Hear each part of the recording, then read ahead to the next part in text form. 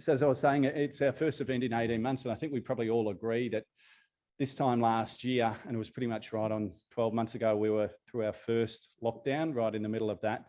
And we'd probably be all pretty surprised if we thought we'd be in such a positive position now, particularly in the property industry.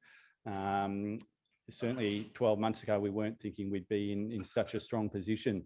During that time, we undertook quite a few what we were calling triage interviews of our clients across all industries. We were trying to get across all our clients during April just to make sure they're aware of all the government support and banking support available, trying to get a handle on the clients as to who needed our support, who was travelling okay, and just collecting all the information on what support was available, because it really was a pretty difficult time for everyone. We collated all of that data, and surprisingly at the time, when we looked at that information, we were just surprised at how strong most of our clients were. They really did have their balance sheets in order. And no doubt there was going to be some short-term pain, and there was issues around standing down staff and negotiating rent relief and things like that. But most of the clients, the comments were that, you know, we can withstand this for quite a period of time. We've got our balance sheets in order. And for every conversation we had around issues, around standing down staff and problems, there was just as many discussions around the opportunities that this might provide. So we were just quite surprised. A number of the experienced partners who'd been through the recession in the early 90s, who'd been through the GFC 10 years ago, said that this was very different. Our client base and the economy in general in Melbourne seemed to be in a much better position to withstand this. So maybe it's not a surprise that 12 months on, we've just done a recent radar survey of more than 400 of our clients, all private and family businesses, to try to understand where they are now, how their current financial position is, where they see the future, and where they see the economy. So the future for their business and the future for the economy. It was actually quite surprising. Our previous survey was October 2019. The results of this survey just in the last month or so was actually 10% more positive than October 2019. So in terms of confidence, financial capacity and stability, most private businesses actually feel they're in a better position now than they were 18 months ago pre-COVID. I think that's got a lot to do with the work they've done during the pandemic. It's given people time to reassess their business, their strategy. They've been able to cut some costs, secure finance. It's actually given them a chance now to position for growth for the future. And so really as a firm, when we look at our clients, we've got to be where you are. And so if you're positioning for growth for the future, we've got to be there to help you and advise you along that journey. So I was actually quite fortunate just a few weeks ago. Many of you might know Benny Aroni. He approached us to see if he could join our team in a property advisory capacity. So we've always prided ourselves on being advisors to the property industry, but to have someone like Benny Aroni join us with his skill set, his networks and his connections really enhances that service offering. For those of you who don't know Benny, he's been in the property industry for many decades as a lawyer, as a developer. He was behind Eureka Tower Australia 108. He also chairs an architecture practice. He was on the credit committee of a non-bank lender. He's just about done it all. So he's already started working with a number of our clients about taking opportunities. How do you build the business? Benny's not shy. We'll certainly hear more from him later on. But he's already started working with a number of our clients, and the discussion's all been really positive ones about how do we capitalise on what we think might be some opportunities coming out over the next 6 months. Although we're in a very strong position now, I think there's probably still recognition that from an economic perspective, we might not have seen the worst of it, certainly in terms of unemployment. But even now, as people may have paid too much for sites pre-pandemic or other issues with planning, that there's going to be some opportunities for joint ventures. There might be some forced sales occurring. We're starting to see a little bit of that in our insolvency division already. So clients are keen to know how can they negotiate those joint ventures, how can they structure them. So Benny's role will be around helping to make introductions, how to raise capital, form syndicates, joint venture with builders, with architects, with all sorts of areas of the industry. So I've been sitting in on a number of client meetings already with Benny and really interesting conversations. So that's certainly an exciting area that we look forward to rolling out over the next year or so. And it really just complements what we'd already started doing. I think a number of you might be aware that we brought Jason Felchier into the firm a couple of years ago for heading up a new debt advisory space. And so he's been inundated with work over the last 2 years, certainly during the pandemic, helping clients secure finance, negotiate finance, both bank and non-bank lending. So Benny now just complements that skill set in terms of all other aspects of property. So that brings me on to today's breakfast. And, you know, when you have such a buoyant economy as we do, there's not everyone is going to be a winner, and housing affordability has probably been an issue. I think we saw a few weeks ago the median house price in Melbourne reached over $1 million. And I work with a number of developers in regional Victoria, and price growth in regional Victoria has just been incredible. I've got a number of developers in Geelong and Ballarat and Bendigo, and lot prices out there are now exceeding Melbourne lot prices from 5 years ago. So affordable housing is becoming a bigger and bigger issue. Public housing is also an issue, homelessness. I won't steal the thunder of our presenters who'll be coming up shortly, but it is becoming a bigger issue, and there's really this general recognition that to solve this issue, private industry needs to get involved, and that's been the one missing link is the solution as to how can we get private industry involved in solving the affordability issues and homelessness as well. So today's presentation, we really see ourselves as advisors to the private industry. We're not involved too much in the large listed space. We're advisors to private business, and so we can play a small part in helping to facilitate the discussion today. So we have 3 presenters today. Our keynote speaker will be Robert Predlin, who's probably well known to a number of you in the room. He's very vocal on how private industry can build sustainable models for community housing. He'll round up the discussion at the end. We've also got one of our long-term clients, James King from Unison Housing, who's got first-hand knowledge of how private developers can work with public housing associations and just how public housing associations can add value, particularly during the planning process, but also the ongoing management of public housing that's positioned within a private development, which is clearly an area of concern for a number of us in the room. But our first presenter today is Danny Hunter, the Chief Executive of the Victorian Property Council. And she'll just be talking about some of the work that the Property Council's been doing in terms of lobbying and policy to help support delivering more affordable housing into Victoria. So with that in mind, I'll hand over to Danny.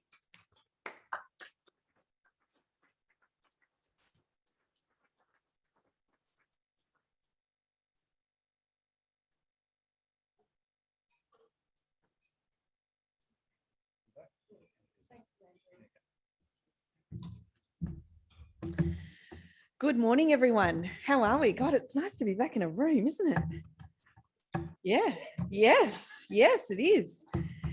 A big thank you to Andrew and the team at Pitcher Partners today for having us today, but also a real acknowledgement to them for focusing today's content on the affordability crisis.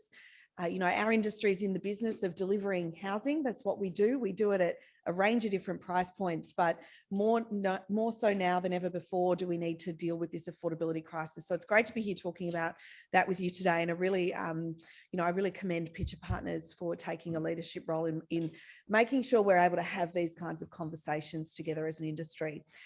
My name is Danny Hunter. I am not the CEO. I am the Victorian Executive Director of the Property Council of Australia, but I do love a promotion. Thank you, Andrew.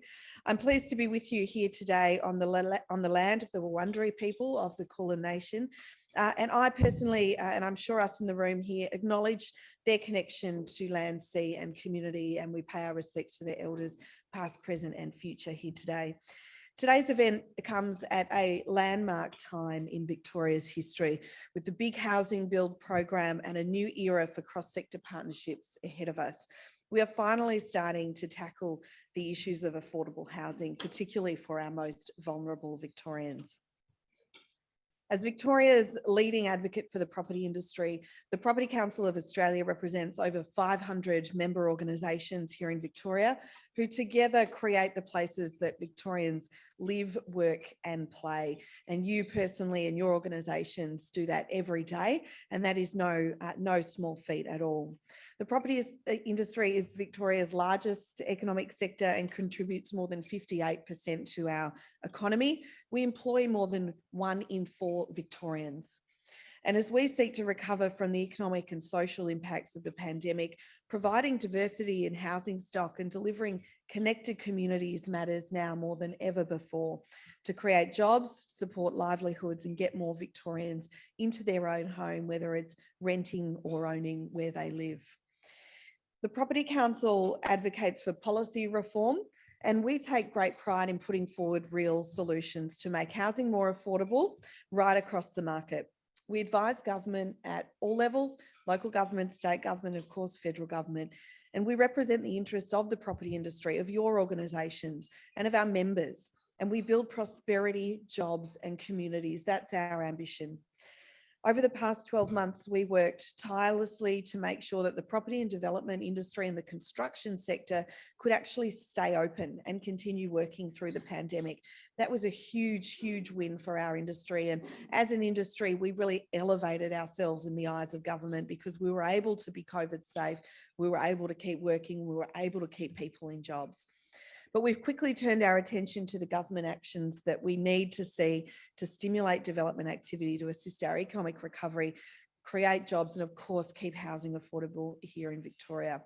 Last year's state budget reflected many of the Property Council's advocacy wins, including stamp duty discounts on new and existing residential property, land tax concessions for build-to-rent housing, a record investment in social and affordable housing, which heralds a new era for cross-sector collaboration. I'll come to that more in a moment.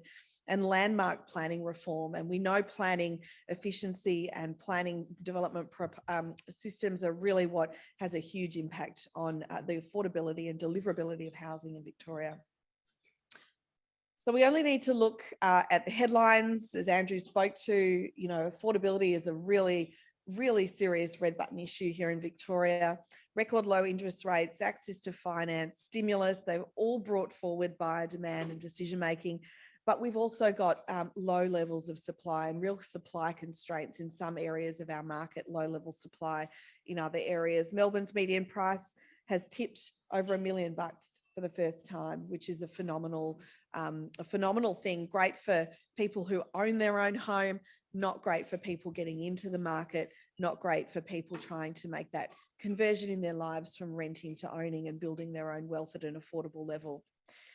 And housing affordability does span a range, a spectrum of housing choices. In short, it means that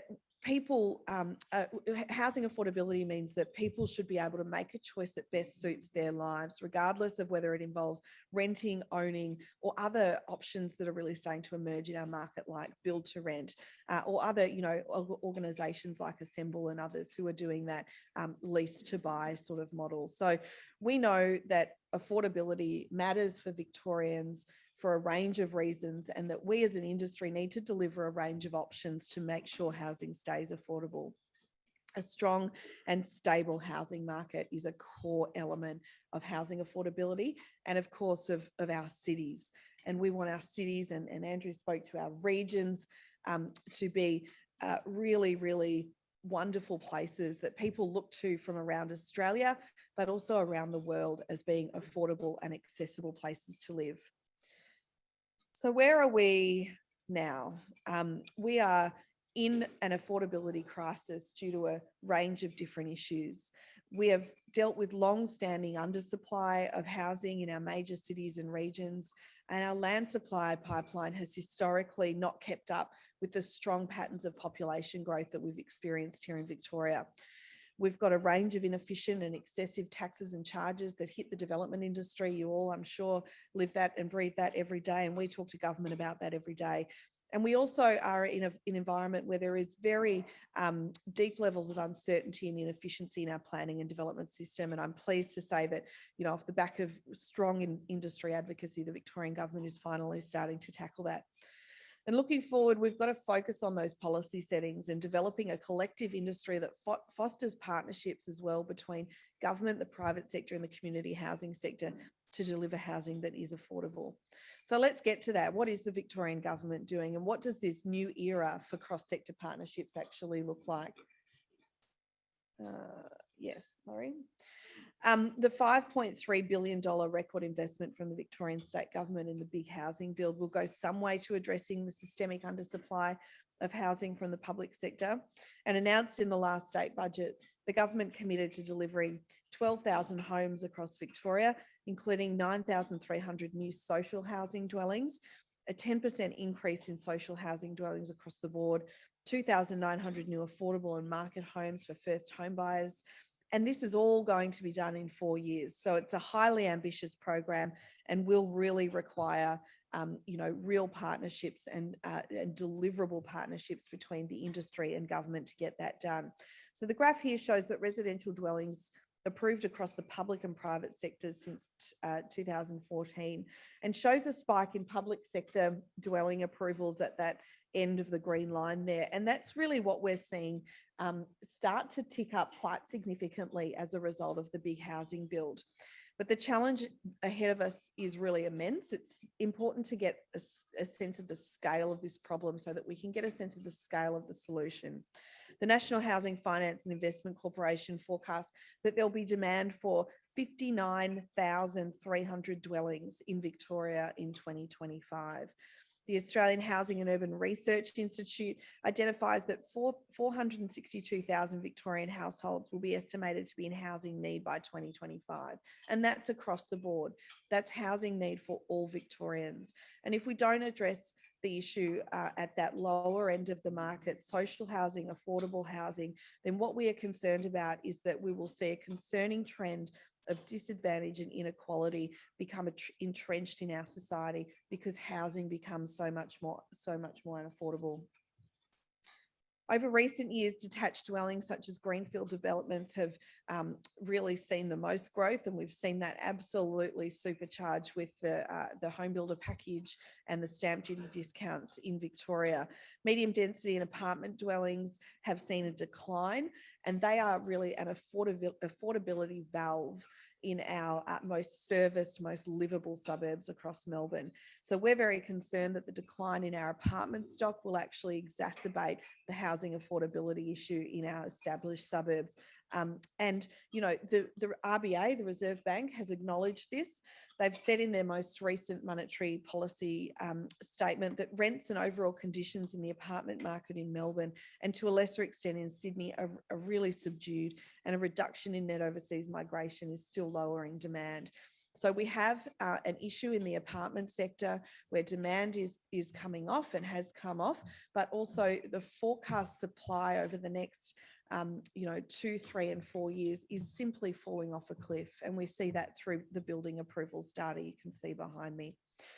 An absence of medium and high density housing means Australians and Victorians will more so be pushed towards the detached housing market. And as Andrew identified, those lot prices in that house and land market is really hot. Established houses have hit over $1 million, and without apartments and medium density housing, our most livable suburbs become severely unaffordable. We think government can take serious action and that they've started to do that. We applaud the state government's investment in social and affordable housing, but we all have to play a part to catch up with demand. The government's 10-year social and affordable housing strategy is being developed, and we're playing a really key role in advising government on behalf of the industry at the Property Council on just the measures that they can do, coming to them with solutions for how we as an industry can help them deliver what they want to deliver. But we need an all-of-government approach. We recognise that affordable housing is not the only aspect of affordability. And in our submission to the 10-year social and affordable housing strategy, we've identified 5 key pillars that we believe are important to deliver housing affordability in Victoria. We believe the most important features of affordable housing are a combination of boosting overall housing supply, creating an appropriate mix of housing, and I've just spoken to that caters to the diverse need of Victorians, and access to amenity that means that living is affordable as well as housing, but also that government comes to the table with a long-term funding stream and long-term funding package for the social and affordable housing that we absolutely need. For the government strategy to be successful, it needs to consider how the various levers of government at a state and local level can work together. We need to expand housing supply in all areas of demand and all areas of the market. We need to see government incentivise and encourage private business to invest and develop in affordable housing products to create a market that banks and non-bank lenders will fund and that developers will deliver with a viable return. We also need to ensure that housing diversity meets the varying needs and preferences of Victorians. The apartment market is a crucial part of this mix in addressing affordability, and reinstating the off-the-plan stamp duty for units and apartments is something that we believe will create further investment in that sector. We welcome an ambitious reform agenda around planning, but we also want to see stamp duty and land tax looked at in Victoria as a way to address affordability and encourage more right-sizing and opening up new housing stock. We think that there is an incentive-based approach that the government can come to the table with around planning and development approval, and we're working with them on that as well. We need to align state government and local government aims in that regard. So in summary, it's not simply about making housing more affordable. It's about getting more of it into the market and making sure our livability is also affordable. It's about how we enable people to live affordably and how we create diverse housing stock with access to amenity. We're encouraged by the state government's policy movements and commitments to reform, but we continue to advocate for a long-term strategy that focuses on partnership between the public sector, the private sector, and the community housing sector. And partnerships are what's going to deliver this level of housing at scale. You all have a role to play. We as an industry body on your behalf have a role to play in advising government, and government has a significant role to play in making sure that we as an industry can be a real partner in that delivery. It's time to harness the energy that we have both in this room and in our sector and within government around the affordability crisis. And I really look forward to championing on behalf of the property industry and the Property Council the solutions that we know are needed to the affordability crisis. Thank you very much for your time this morning.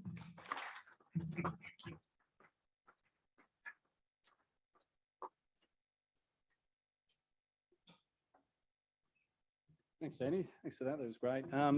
Now joining us is James King, the CEO of Unison Housing. So please welcome James to the stage.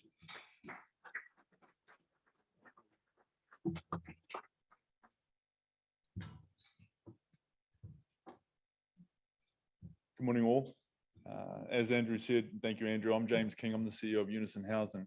Firstly, I'd like to acknowledge also the traditional owners of the land, the Wurundjeri people of the Kulin Nation, and pay my respects to their elders past, present, and emerging. That was a hell of a presentation, Danny, so I'm not too happy about having to follow you on that.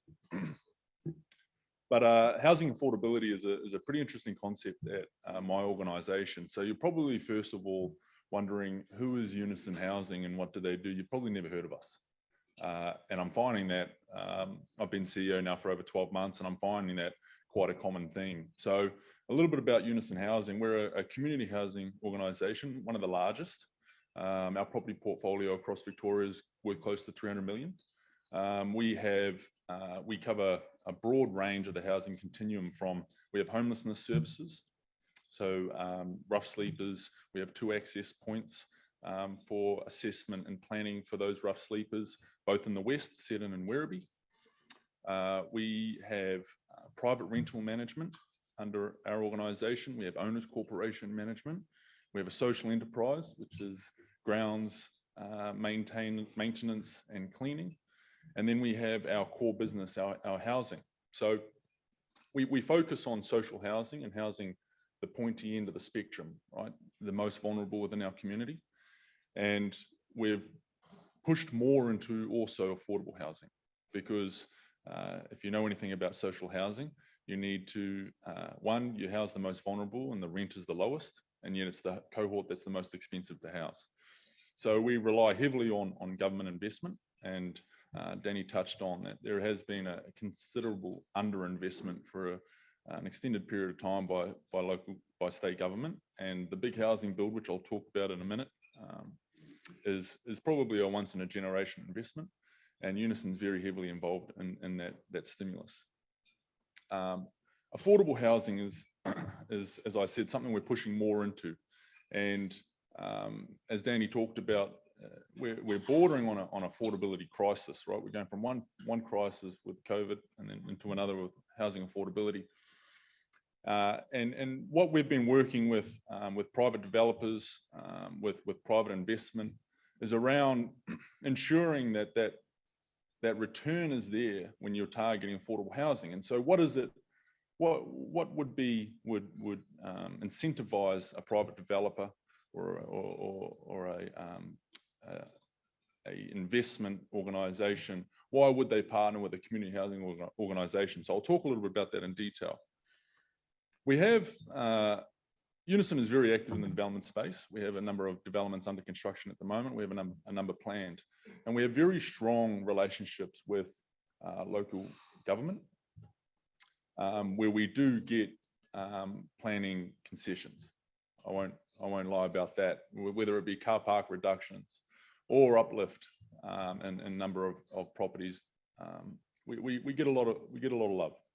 And the reason why is because to integrate social and affordable housing into the broader community, it might start with a house, right? It might start with accommodation, but that's not where it stops, right? People float in and out of homelessness, and it's up to the community housing provider and attached supports to ensure that household is maintained, that tenancy is maintained, so that you get an integration within the community, right? You can address antisocial behavior, you can address crime, and that's probably one of the largest concerns that 95% of the people in this room probably take into consideration when looking at partnering with a community housing association to deliver property. So when you look at it at a Unison's point of view, we have a place-based approach, and it's something that has recently won awards with UDIA. Hopefully on Thursday, we'll win a national award for our excellence in affordable housing as well through the UDIA. So we'll wait for that. But what separates that development, and I'll talk a little bit about it, is that one, the capability of the community housing sector in delivering property development, right? We delivered that product extremely well, right? And because there's a lot of property people in here, I'll tell you that we built that 54 apartments for under $220,000 a box. Now that's pretty good quality when you look at it, and it's an investment spec. So that was one thing that went a long way to winning that award, but also our place-based approach, whereby at all of our larger developments, Unison has an office on site where we have staff 9 to 5. What that allows us to do is, one, it gives council comfort that Unison actually will deliver on what they say and creating a community within that building and integration into the broader community. But also it gives the developers and our investment partners some comfort in that we don't clip the ticket at the end and walk away. We manage that asset, and we manage it well to ensure that antisocial behavior is addressed, and the concerns by the broader community, which when you're going through planning, and I'm sure you all know, when you have the broader community on side with what your approach is going to be and try to mitigate some of their concerns, goes a long way with council. So we've been very active, and that's one of the reasons why we've been favoured recently with a lot of investment and joint venture.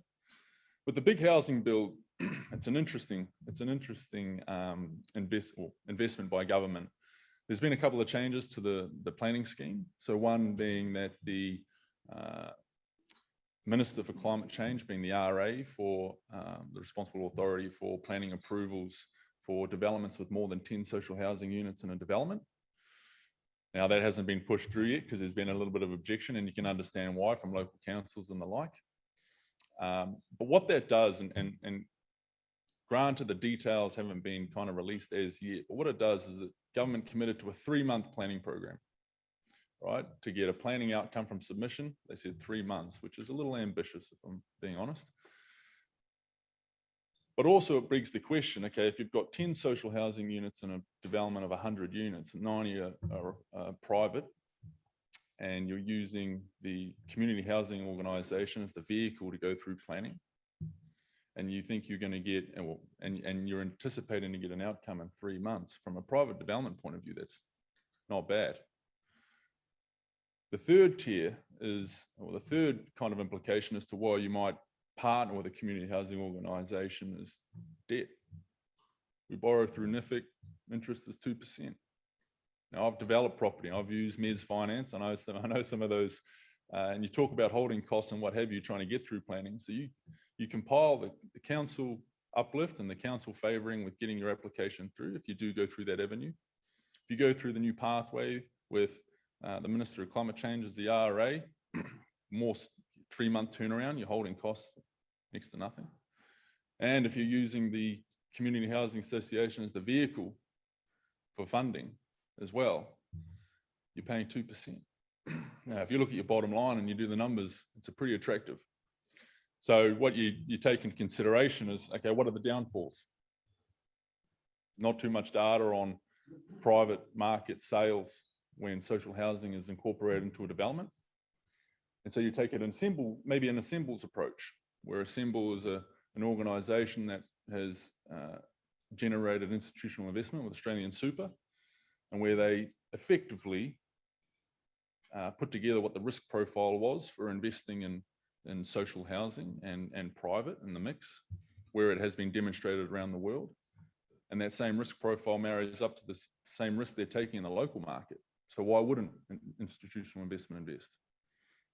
Now, the difference with Assemble and maybe what my approach would be is they have a very integrated and salt and pepper mix with social and private housing, whereby their philosophy is every 5th door will be a social housing door or a social housing occupant, shall I say.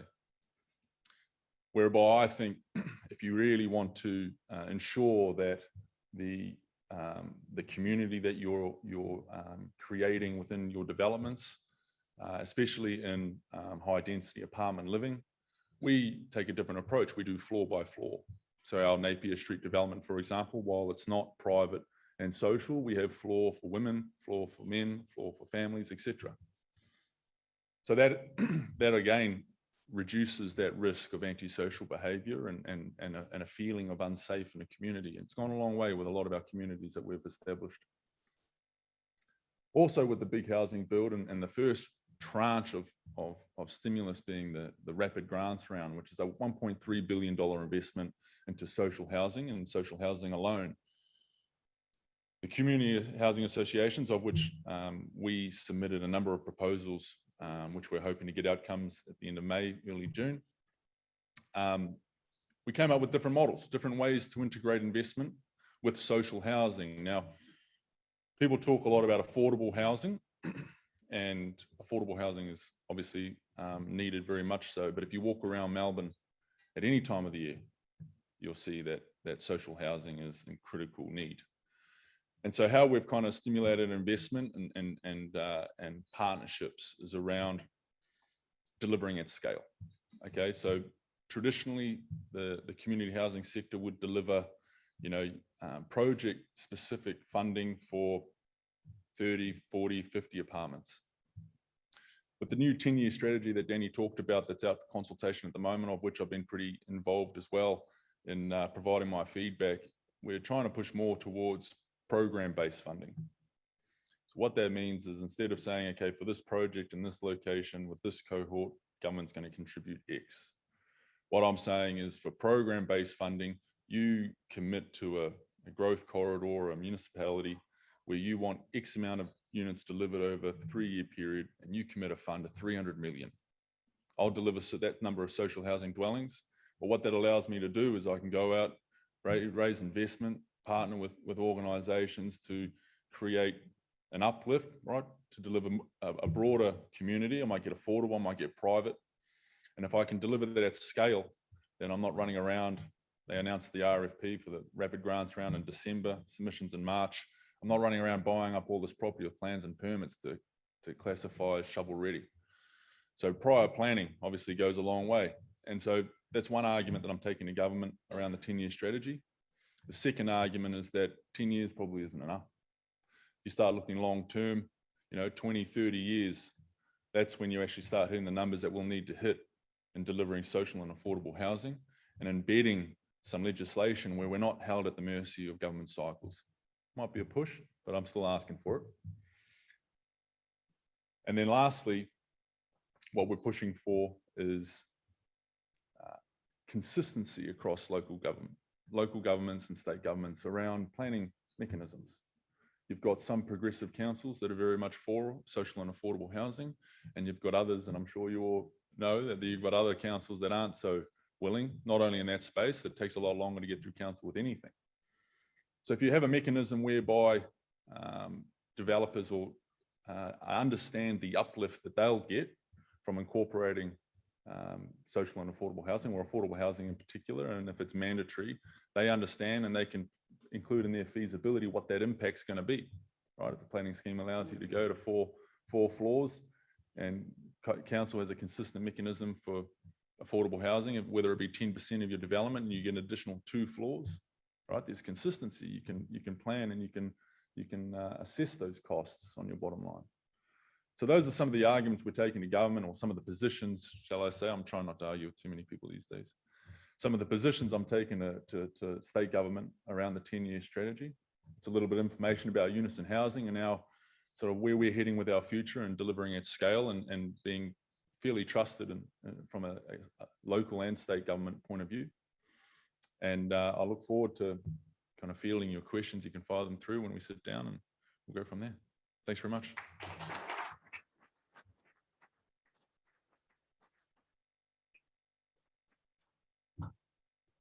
Thanks, James. That was great. Our third presenter today is someone who probably doesn't need too much introduction to most of you in the room. He's a very passionate promoter of the need for addressing affordable housing and social housing. Robert Predlin has a number of initiatives in terms of helping private developers get involved in this space. So please welcome Robert.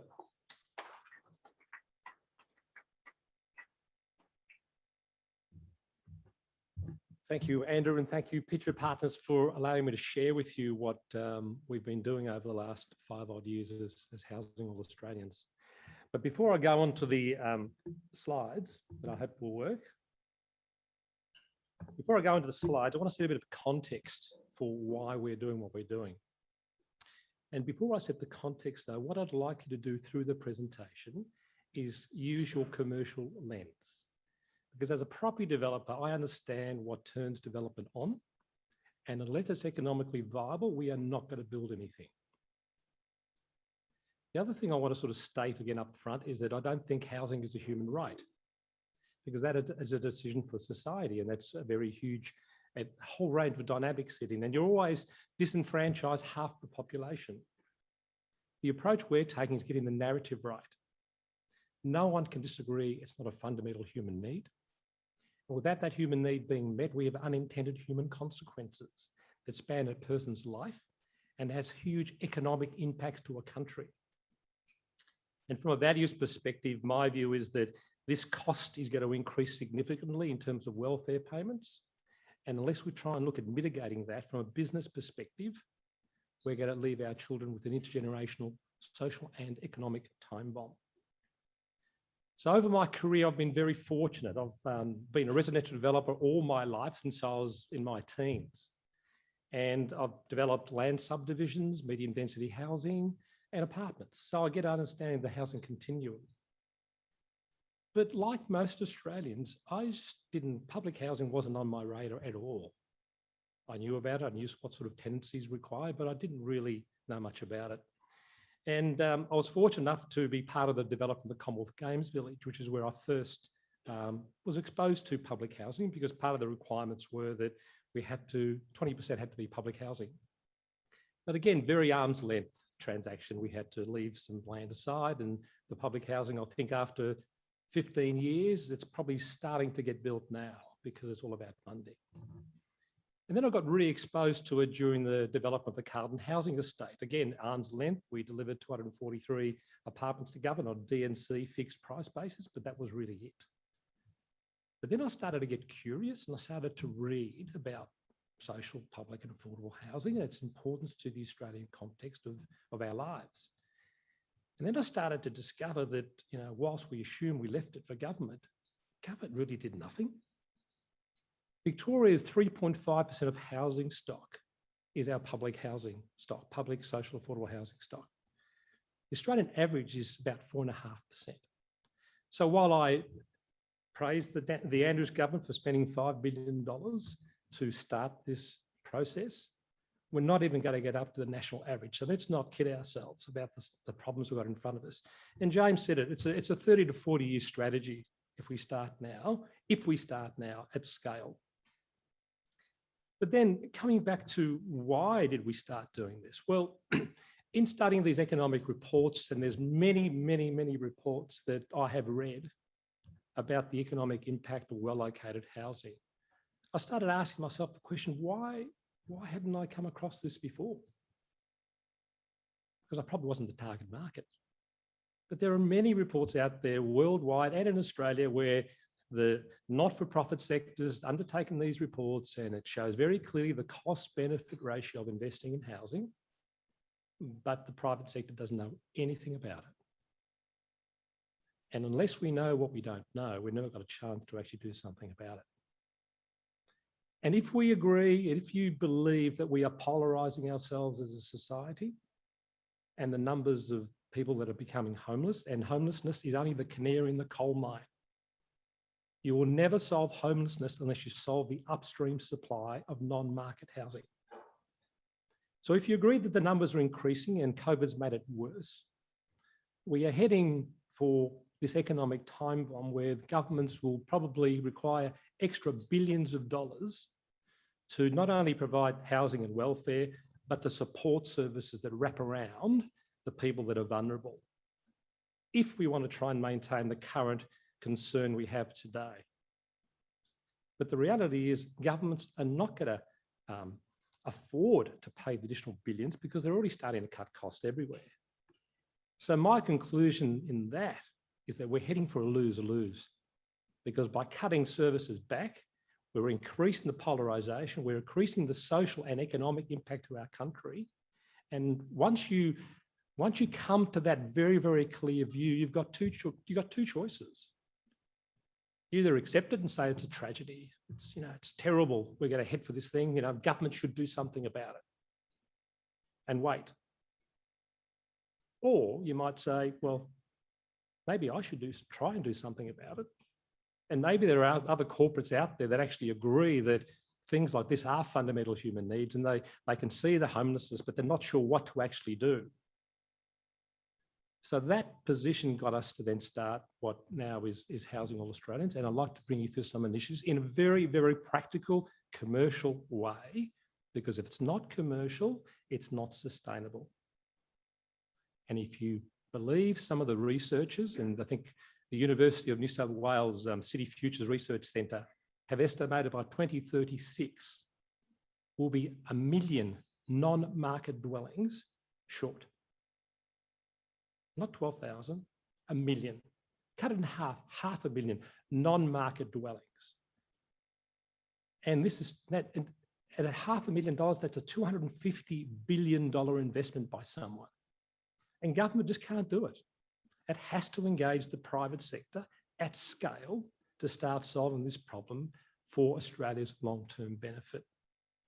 And we believe that housing for all, rich or poor, is an economic platform for a future successful Australia. And last time I looked, government built nothing. It's the private sector, it's you guys here. So unless we can engage the government, society and our citizens and teach them about what they don't know, and some people here may not know that either, that our super funds have been forced to spend billions housing Americans, and Chris Staffen assembled the first ones that have started to do something here in this country. And build to rent, yeah, it's topical, build to rent's great. It ain't affordable housing. It's $700 a week rent. And whilst I love our community housing providers, they are not the solution. You have to get the private sector. In America, 80% of the market for affordable housing is managed by the private sector. It's too big for the community housing associations. And this is why we need to do what we need to do as a private sector. So who are Housing All Australians? Well, it's really value aligned corporates and individuals that want to make a difference. And I'm going to quickly go through these slides because I want to focus on some of the practical models. And our single mission is to harness the goodwill that exists in the private sector. And we've already done that in a couple of points, which I'll come on later. But one point that I know that we're working on potentially with the City of Melbourne and Unison, which hasn't been publicly announced, those Chatham House rules here. But we've got leaders like Cox Architecture, Kane Construction, Rotterdam, Buckwell, a whole A team that's donated their services for free to the tune of $3.5 million to build some crisis accommodation in a building that's empty that City of Melbourne own. And again, politics. It's just so slow. So we've got very simple 4 pillars, and I'll go through them briefly. Pop-up shelters, economic study, build to rent on government and church land, and an affordable housing model that's actually viable for the private sector. With the pop-up shelters, all that is we've got a housing crisis. The private sector can do things now and take action without waiting for government. And whilst we're building all these dwellings that we need as a country, why don't we just utilise the existing buildings that lie empty as short-term shelter? It is not a solution. It is a private sector response to a crisis. And cutting a long story short, the idea was on TV and I got calls, and we found an old aged care facility in South Melbourne that had been empty for 2 years, 52 rooms, and we redeveloped 32. We just refurbished it with the goodwill of Metricon, their subcontractors, for free. And we handed it over to the YWCA to manage it for vulnerable women. And in 12 months, you'll see there the number of women that we actually helped with the YWCA, because we'll always do it with a not-for-profit, because building the dwelling's the easy part. Dealing with the people stuff's the hard part. So that's something that we're not special at. But you see the number there in 12 months. As of the end of December last year, 78 women had stabilised their lives in a building that was empty.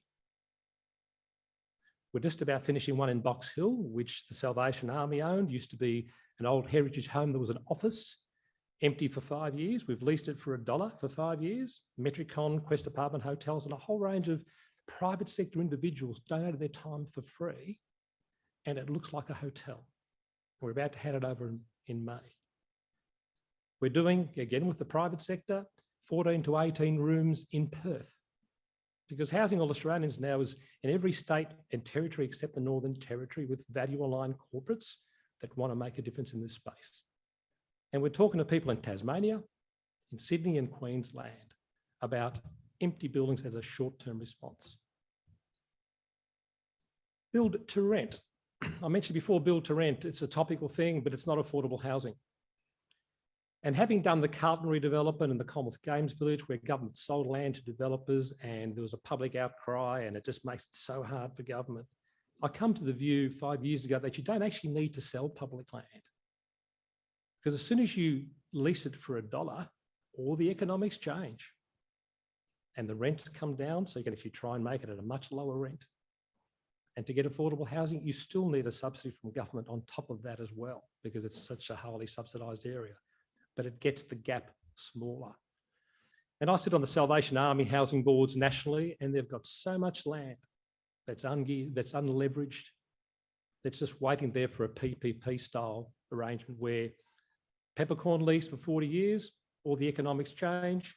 And I've been slowly trying to get the board across it to try and do this at scale with potentially super fund investors, because it's only at scale that this problem can be solved. But changing the culture of an organisation like the Salvation Army from a band-aid fixing up the solution to a preventative one is, again, a slow cultural change, but it's getting there. But the Uniting Church has got land, all the churches have got land, federal government, state government. It's a matter of doing it in a way that makes it economically viable for the private sector to actually do it. I mentioned before about all the economic studies I read, which are all piecemeal. So one of the things that, again, as private sector individuals, we do feasibility studies. So we're undertaking an economic study for Australia on the long-term cost to our country of not providing enough social, affordable and public housing. And I can tell you from all the reports I've read, the cost benefit ratio will be between 1 to 5 to 1 to 10, because it's all the unintended costs of mental and physical health, family violence, justice, policing, long-term welfare dependency. And as an individual, we will never be productive to society unless our fundamental needs are met. And yes, this is not done for free. They pay 30% of their income. But if you house people and provide them these fundamental needs of shelter and food, they're more likely to become productive members of society rather than welfare recipients. But the public don't know what they don't know unless you educate them. And the business community don't know unless you educate them. All those corporate supporters on there have helped fund the study so far. And the study has started with SGS Economics doing the first round, and Deloitte's been secured for the second. But the study is only one part of the output. This has to be a national marketing approach to educate the business community around this country that it makes sense to invest in housing as a preventative. And as I said earlier, government doesn't build anything. It's the people in this room that build stuff. And from all the anecdotes, the people I've spoken to, the people actually care about society. We have a branding problem as an industry. Everybody thinks developers are greedy bastards that don't give a shit about anything. All we're doing is just raping and pillaging, which couldn't be further from the truth of the majority of players. So part of this is also rebranding, or starting to rebrand our industry as one that shapes cities and cares for the whole community, not just part. So we're also looking for additional people, because this is part of a national marketing strategy, which we've just started. And any corporate that wants to get involved, I'm more than happy to have a chat to them about the economic study. Now, our affordable housing model, and you can see the partners that were working on this to create a national model. And again, I'm also involved with a not-for-profit called Summer Housing, which is involved in the NDIS approach. And we've raised over $200 million for a number of investors, and some are in this room, to create disability housing, salt and peppered through a development. But it has to be economically viable. And through that process, there's a structuring arrangement that we are going to try and mimic, where, without going to too complicated, where the governance issues are the most important part, because some of you may have heard of NRAS. And I used NRAS, or we used NRAS to sell property while I was at Frasers, but on one condition, that we were the marketing and property managers. Because while James and the not-for-profit sector are trying to encourage developers to get involved, rightly or wrongly, developers are also mitigants of risks. And the biggest risk I was trying to mitigate is that, and this is rightly or wrongly, the perception of being public housing. Because if it's perceived to be public housing, my sales risk has gone through the roof. And I had to mitigate that, otherwise I'm not going to be able to reach my feasibility numbers. So looking at it from a developer's perspective, I know there are developers that are talking to CHPs and rightfully, but government's sort of forcing them into that track. There are some there that will run 1 million miles because they want to mitigate that sales risk. And because this issue is so big, we have to maximise the industry's involvement. And this is why we're creating the affordable housing model. So part of the governance issue that I mentioned that NRAS does have, we don't currently have. But Minter Ellison, Norton Rose Fulbright, Course Chambers, Westgarth, and the people you see there are trying to embed that governance structure in the constitution of an affordable housing fund. But affordable housing needs subsidy. James alluded to the value uplift that some of the housing providers are getting. And the way that we solve that subsidy is that, and we're about to announce the first development's going to pilot this in the next 6 weeks, is that by working with local government with the element of trust, which we don't have at the moment. Let's assume you can. And I'm a developer and I walk into council saying, maximise my density. If you do that and cut my timeframes down, if you do that, I'll save money. And I'll share some of that savings and I'll create a subsidy for the affordable housing that I'll lock it on title for its economic life for free. Because councils have the levers that add so much value to us at zero cost. And we are working with local government, with the MAV and City of Darebin there, to try and work out the model and get them to trust what we're trying to do. Because if we can crack this, and this is only one solution, there are many other solutions out there. If we can crack this and do it nationally, the fund will buy all the affordable houses off the plan. And it'll reach the yield that the super funds need, because the value will be of the property will be depressed because it's got an encumbrance on it for its economic life. But the developers allowed that in its feasibility because the government, the local governments effectively subsidised it. So it's a cost neutral to developers. But if we can get this up, it's a bit of a game changer and we can do it at scale. The documentary. You've probably seen some of the cameras here this morning and the identification that this is a marketing issue and everything we're doing is about marketing to the public and the business community what they don't know or educate them. I was approached by the filmmakers to be part of this documentary about women over 50.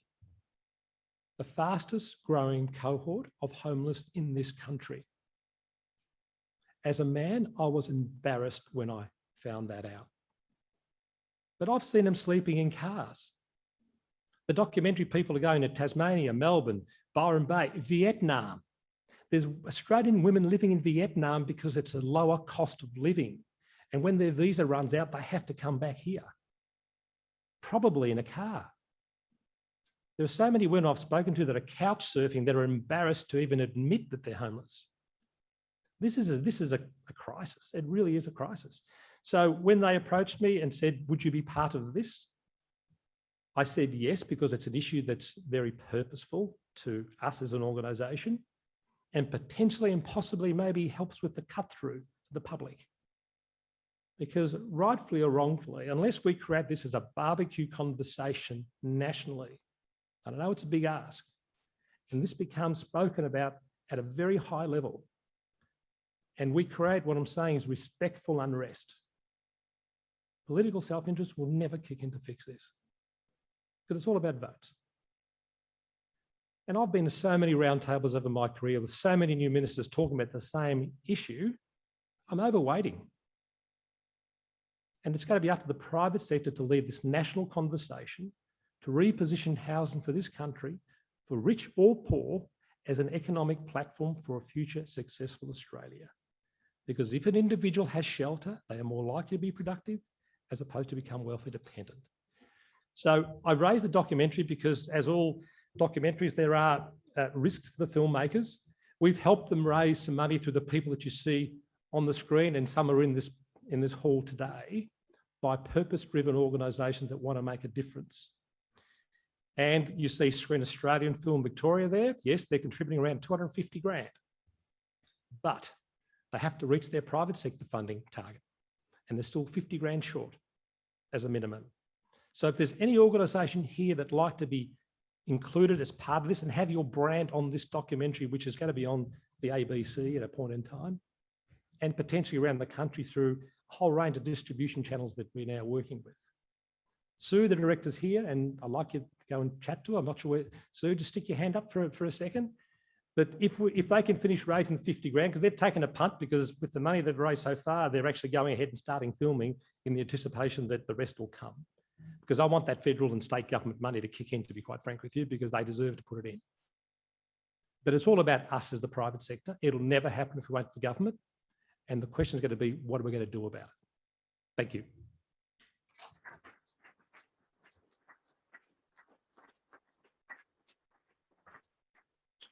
And I will finish off with the trailer of the film.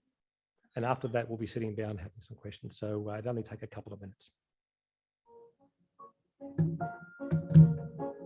We don't grow up thinking that we're going to be homeless. So I'm now 71. I have moved 25 times. Because of the husband, he kept me in the prison. We don't set out to be divorced. Families are complex.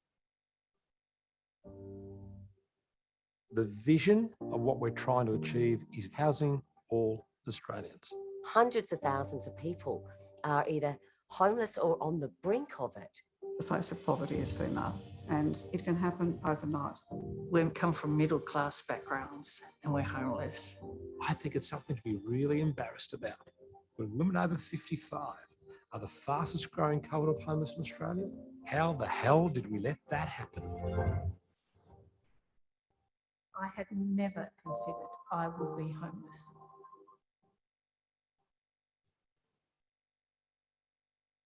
Okay, thanks for that, Robert. That was great. I'll just invite our panelists up onto the stage to take a seat. And perhaps while they're doing that, we're just sorting out the microphones. I might just ask Craig, I think during the couple of presentations, build to rent was mentioned a few times. And I know Craig Watman in our tax advisory team's been doing a bit of work liaising with State Treasury and the SRO on different concessions for build to rent from a state taxes perspective. I'll just ask Craig to give us a bit of an update on those negotiations.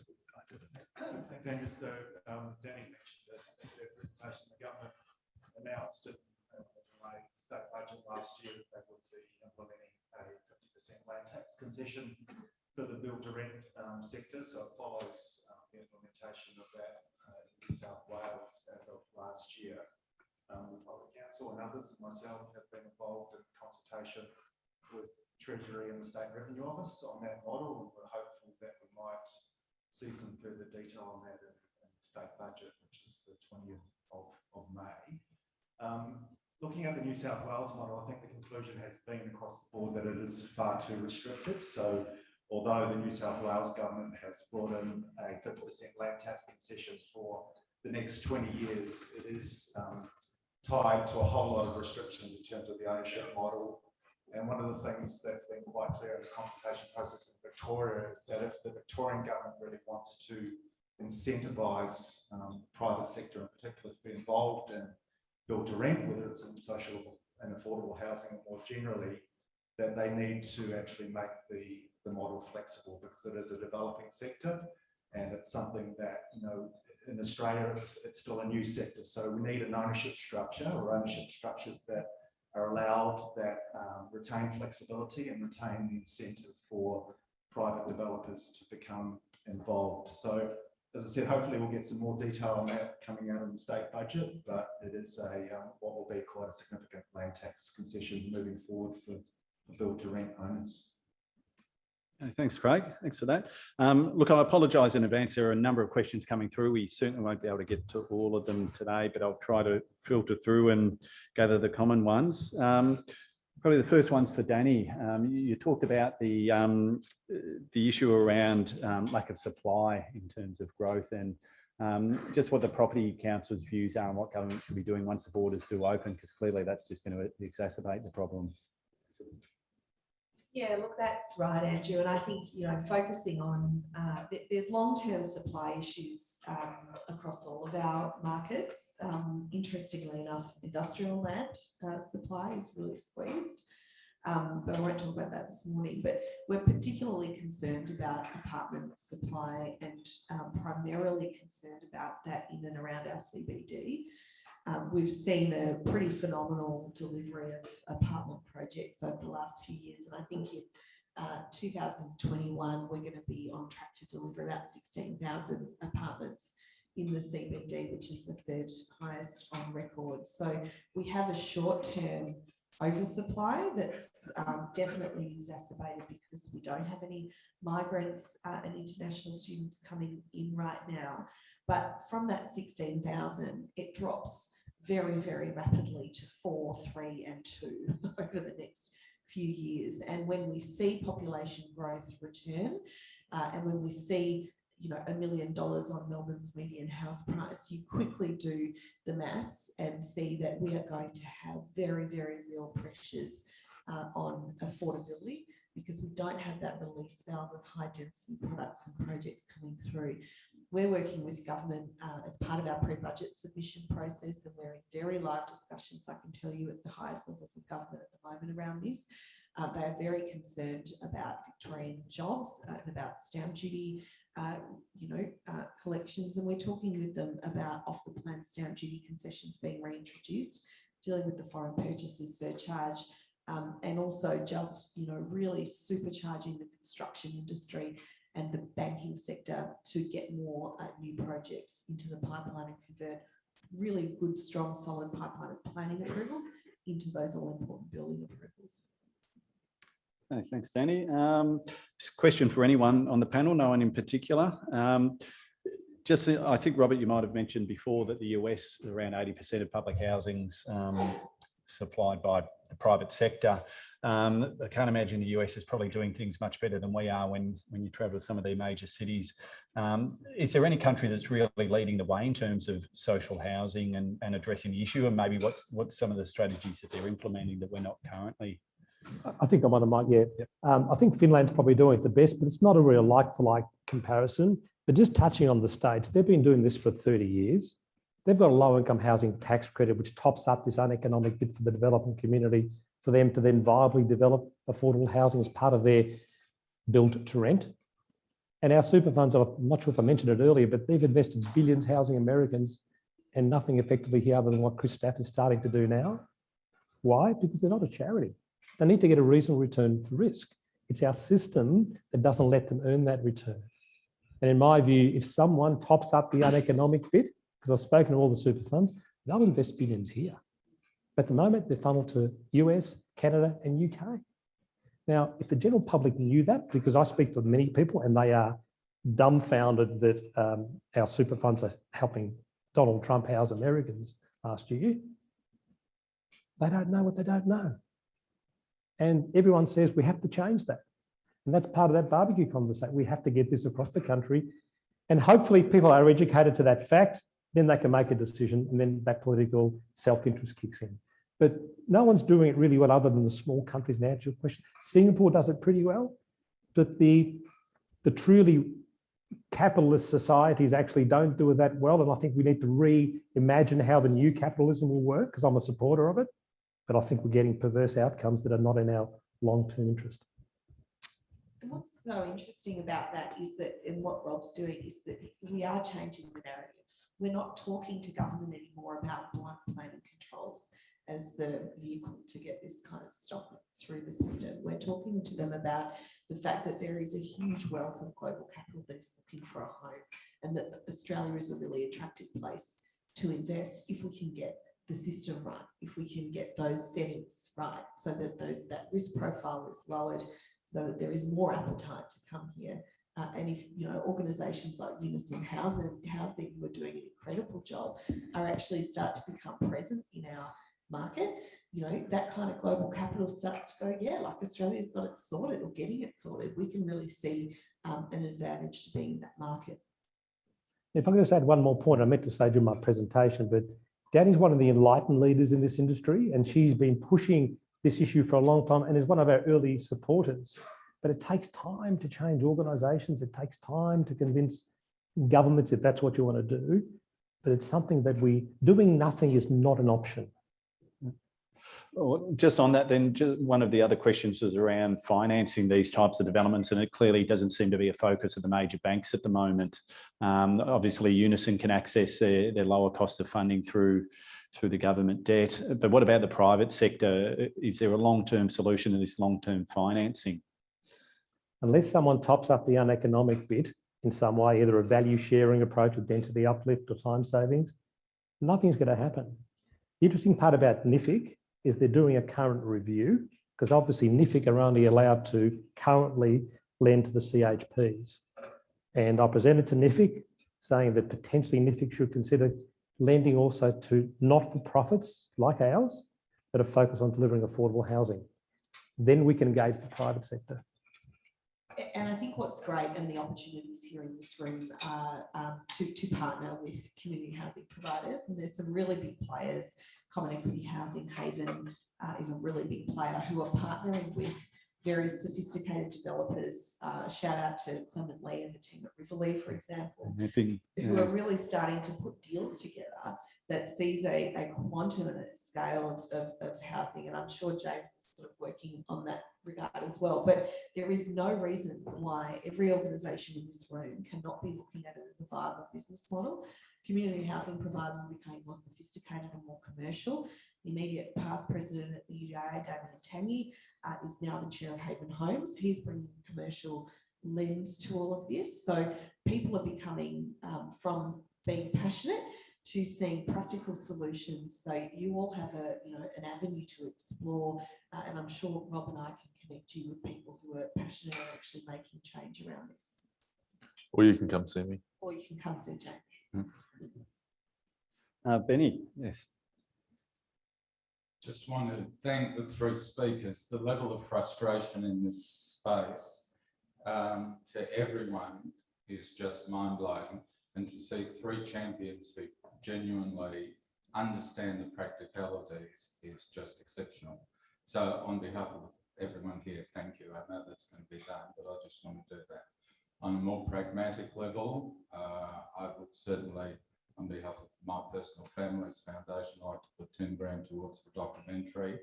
I'd be very disappointed with this room if by the end of the day they haven't got their 50 grand.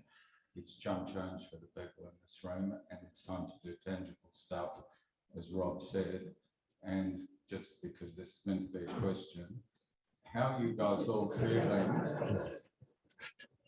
How are you guys all feeling when COVID started and we saw a COVID commission on every corner, and we started seeing hundreds of billions being thrown out, numbers none of us ever thought were possible? And we thought that was going to happen in renewable energy. We thought it was going to happen in affordable housing, in Indigenous spaces and stuff like that.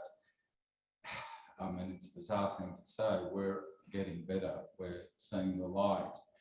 Does that mean all that momentum is going to be lost and they're going to start talking about deficit budgets and surpluses and balancing instead of actually doing something meaningful while money is so cheap?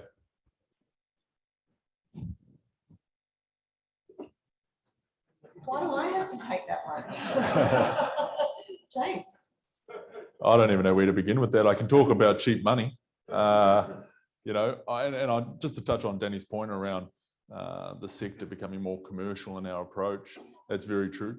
And there are Haven Homes and the like are up there as well in their capability. But you talk about cheap money.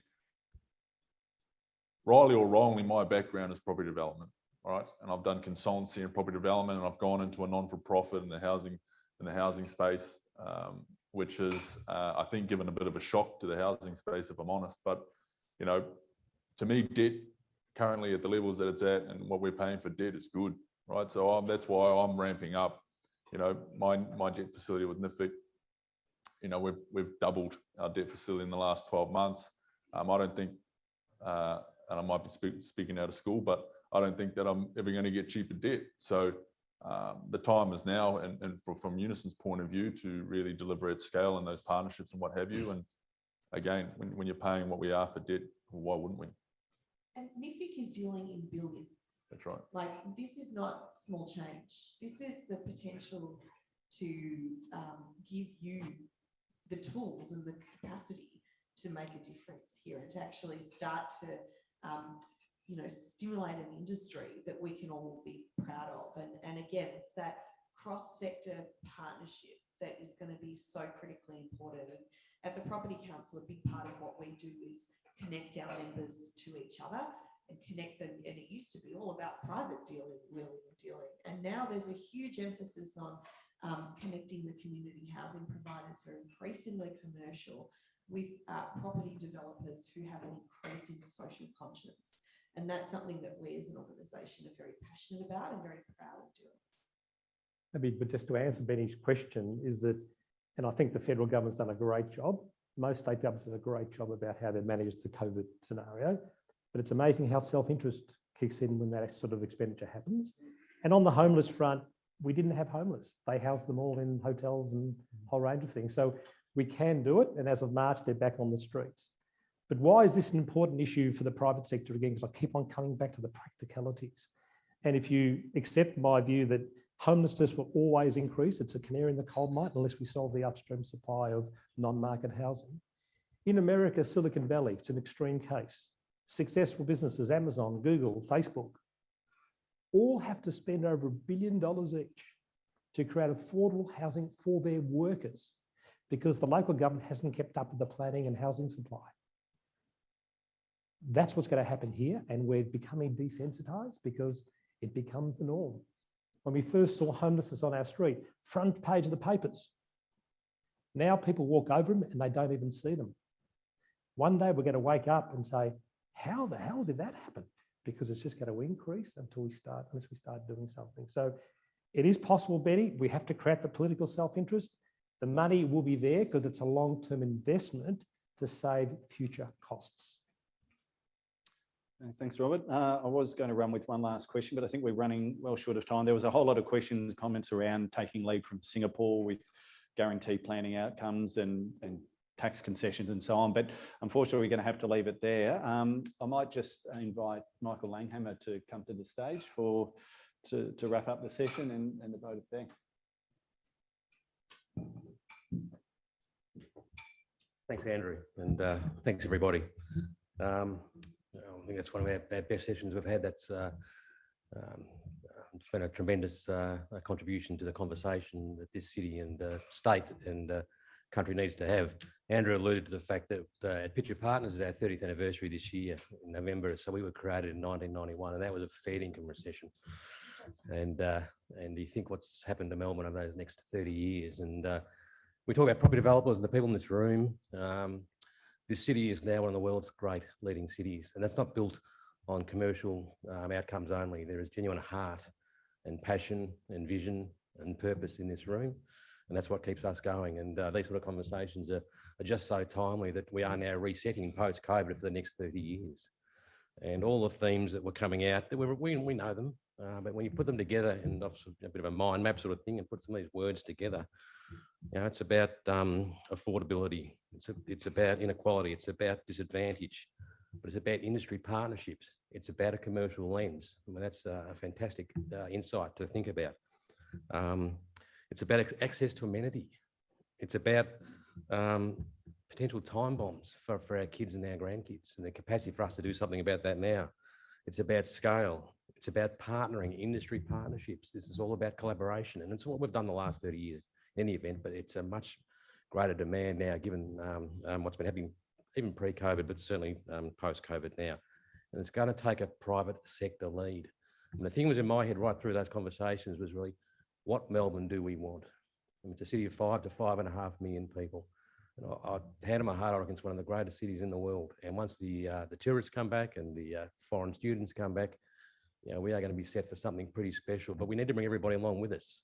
And that was really very much the theme of today. But what Melbourne do we want? And maybe that's something that'll be in my mind now as I'm having conversations with my clients and my networks over the coming hours, days, weeks, and months, and even years ahead. But firstly, I'd really like to thank our whole panel, because that was a really a wonderful presentation. Benny used the word champions. He stole my thunder.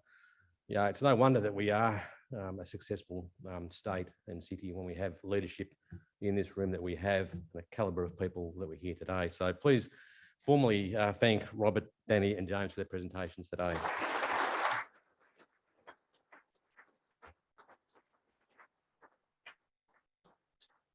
I'd also like to thank Zinc. And yeah, August 19 was the last time we ran one of these events, and I use the word event rust. You know, we're scrambling around a little bit, but for Zinc as well to get their people ready, the waiters and waitresses and the people looking after us today, it's been seamless. So yeah, we're all had a little bit of practice. I said something before I had a lunch in February at Crown, and suddenly the world was three-dimensional again.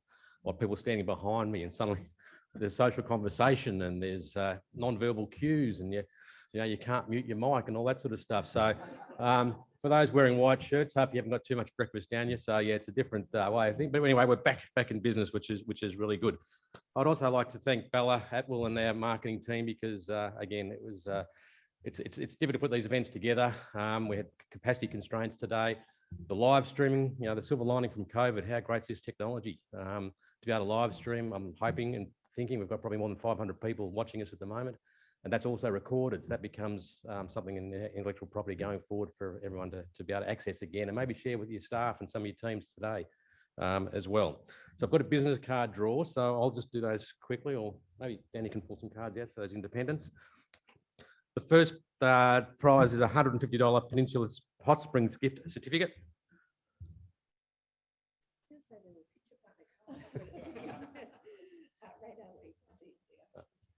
Radar Lee from D&D Architects. So pop up just a minute. We'll get that. So congratulations to Radar. The next prize is a 3-course private picnic for 2 people with a bottle of Montalto wine as well. Thanks, Danny. Jack Jolly. How could you not win with a name like that? Jack Jolly on you from Icon Developments. Now, the next 2 prizes, a bottle of Furno whiskey And this is not available in the shops. And this has been provided to us by Damien Newton Brown. Flinders Island, which is part of the Furneaux Islands, north of Tasmania. This is very special whiskey. And given the weather we had last week, you know, it might be handy to have in the hip pocket over the next few months. But it's the Flinders Island peat that makes the difference with the Furneaux whiskey. And it's actually distilled at the wharf at Flinders Island, for those who know the area. We've got 2 bottles, so I thought we might give one to the someone watching from live stream. And Bella, under government supervision, has given me a name of someone. Some of the old guys are laughing at that joke too. And I didn't actually get a check because this live stream could be anywhere in the world. So hopefully this is a Melbourne postcode. But Harley Crass, well done, Harley. Thanks for joining us today. And there's a bottle of Furneaux whiskey on your way. And the last one,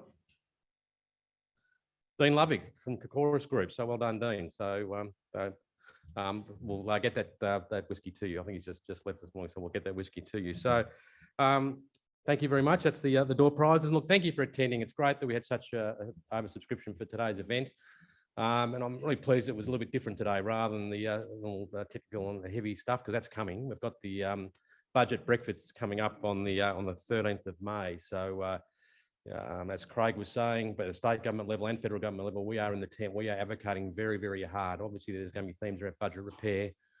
The property industry is a soft target again for a disproportionate amount of taxes, and that doesn't help the conversation we've had today either. So we're pushing very hard, and I suspect there'll be some outcomes from the budget, which are probably in reality economically important, but they're going to need some dealing with going forward. But just keep an eye on that budget breakfast as well.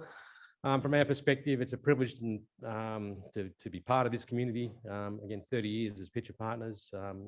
It's a pleasure for us to put these events on and be part of this community and part of what this room is contributing to our state, our social and economic well-being. So thank you very much, and please enjoy the rest of the day.